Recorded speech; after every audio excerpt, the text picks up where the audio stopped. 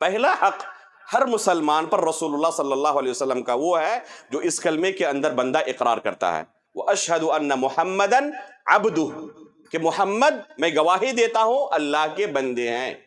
اللہ کے رسول کے بارے میں یہ عقیدہ رکھنا کہ محمد الرسول اللہ صلی اللہ علیہ وسلم اللہ کے بندے تھے، یہ پہلا حق ہے رسول اللہ صلی اللہ علیہ وسلم کا۔ اگر کوئی اس کا انکار کرے اور اللہ کے رسول کو اللہ کا بندہ نہ تسلیم کرے تو اس نے اس کلمے کے تقاضے کو ہی تہس نہس کر کے رکھ دیا۔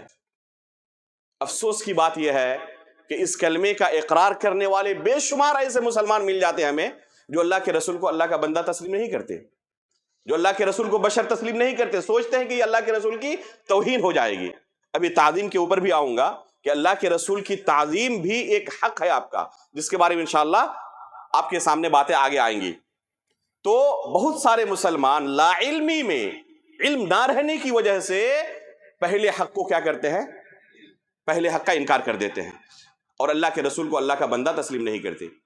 یہ اللہ کے رسول صلی اللہ علیہ وسلم کے لیے انتہائی عزت کا مقام ہے کہ آپ اللہ کے بندے ہیں۔ آپ غور کریں، اللہ رب العالمین نے قرآن کریم کے اندر سب سے زیادہ جو رسول اللہ صلی اللہ علیہ وسلم کے لیے عزت کا مقام تھا، وہاں پر آپ کے لیے جو لقب اللہ تعالیٰ نے اختیار کیا اپنے حبیب کے لیے، وہ کون سا لقب تھا؟ اسی عبد کا لقب، کہ آپ اللہ کے بندے ہیں۔ آپ سورۃ الاسراء پڑھیں، یہ اللہ کے رسول صلی اللہ علیہ وسلم کو ایسا اعزاز عطا کیا گیا تھا جو دوسرے انبیاء کو نہیں ملا۔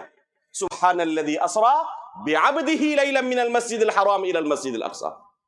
اس اسراء کا جب واقعہ اللہ رب العالمین نے قرآن کریم کے اندر بیان کیا تو اللہ کے رسول کو کس خطاب سے نوازا؟ عبد کے خطاب سے، کہ آپ اللہ کے بندے ہیں۔ نام نہیں لیا اللہ کے رسول کا، اللہ رب العالمین نے آپ کے لیے اس عبد کے لقب کا انتخاب کیا۔ تو اللہ کے رسول صلی اللہ علیہ وسلم کے لیے انتہائی عزت کا مقام ہے، عزت کا لفظ ہے کہ آپ کو اللہ رب العالمین کا ہم بندہ تصور کریں، بندہ تسلیم کریں۔ اللہ رب العالمین نے سورۃ الکہف کے آخری آیت میں کیا کہا؟ قل انما انا بشر مثلکم، کہہ دیں اے اللہ کے رسول لوگوں کو کہ تم جیسا میں ایک بشر ہوں، جس طرح تم انسان ہو، تمہارے والدین ہیں، تم اس دنیا میں جنم لیے ہو، تمہارے بال بچے ہیں، بیویاں ہیں، کھانے پینے کی تمہیں ضرورت پڑتی ہے، قضاء حاجت کی تمہیں ضرورت پڑتی ہے، اسی طرح مجھے ان تمام چیزوں کی ضرورت پڑتی ہے۔ میں کوئی الگ مخلوق نہیں ہوں، فرشتوں کی طرح جو نور سے پیدا کیے گئے جنہیں ان چیزوں کی ضرورت نہیں پڑتی، بلکہ تم جیسا میں ایک انسان ہوں۔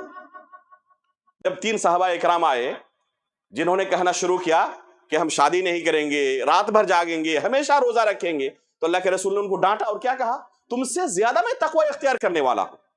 یہ تقوی کی علامت نہیں ہے جو تم کہہ رہے ہو، اگر تقوی کی علامت ہوتی تو سب سے پہلے میں اسے اختیار کرتا، کیونکہ ان چیزوں کی ضرورت جس طرح تمہیں ہے مجھے بھی ہے، جس طرح مجھے کھانے پینے کی ضرورت ہے اس طرح تمہیں بھی ہے، جس طرح تمہیں بیوی بچوں کی ضرورت ہے اس طرح مجھے بھی ہے، لیکن میں اللہ رب العالمین کا سب سے زیادہ متقی و پرہیزگار بندہ ہوں، اور اس کے باوجود میں نے شادی بھی کی ہے، رات کو سوتا بھی ہوں، روزہ بھی رکھتا ہوں، افطار بھی کرتا ہوں۔